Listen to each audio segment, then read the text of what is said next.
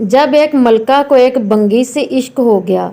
एक बार एक बंगी बादशाह के महल में सफाई करते जब एक बंगी की नज़र मलका पर पड़ी तो वो पहली नज़र में उस पर फिदा हो गया, लेकिन अपनी हसीयत और मलका की हसीयत में फ़र्क देखा तो सर झुकाए वहाँ से चला गया। पर दिल था जो एक मुलाकात की हसरत में तड़पता रहा। इश्क की बीमारी ने जिस्मानी बीमारी का रूप लिया और वो बिस्तर पर पड़ गया। बंगी की बीवी भी इस सारी हालत से वाकिफ़ थी। बंगी की ख़राब हालत की बिना पर उसकी बीवी उसकी जगह काम पर लग गई। कई दिन तक बंगी मलका को नज़र न आया तो उसकी बीवी से दरियाफ्त किया। बंगी की बीवी ये सोच कर घबरा गई कि मलका को असल बात बता दी तो न जाने क्या हो हमारा। लेकिन मलका ने उसकी घबराहट जांच कर उसे इत्माद में लिया और हकीकत पूछी। बंगी की बीवी ने वो सारी सूरत हाल मलका के गोश गुजार कर दी। तब मलका ने उसे कहा कि उससे मुलाकात का यही एक रास्ता है। तुम अपने शोहर से जाकर कह दो कल वो इस शहर से बाहर किसी रास्ते पर बैठ जाए और बस अल्लाह अल्लाह करता रहे, ना तो किसी से बात करे और ना ही किसी का दिया हुआ कोई तोहफा कबूल करे। ऐसा करने से जब इसके चर्चे बादशाह तक पहुँचेंगे तो मुलाकात के रास्ते भी खुल जाएंगे।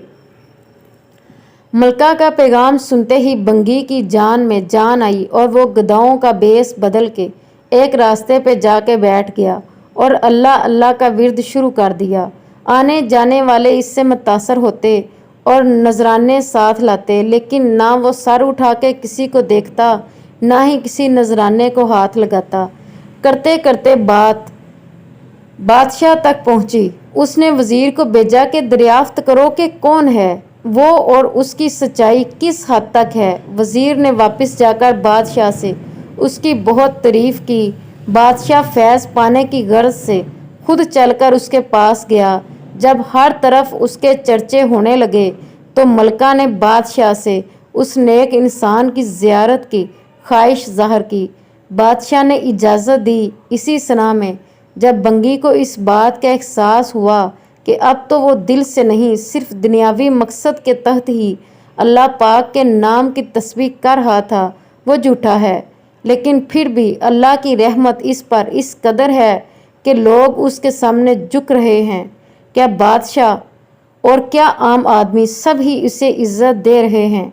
ये करामात तो सिर्फ ज़बान से वो पाक नाम लेने की है। अगर सच्चे दिल से इस नाम की तस्बीह की जाए तो कितनी रहमतों का नज़ूल इस पे होगा। जब मलका इसके पास पहुंची तो उसने सर उठा के इसकी तरफ ना देखा और वो रोती हुई वापस अपने महल चली गई। Please like and subscribe this channel. Thanks for watching.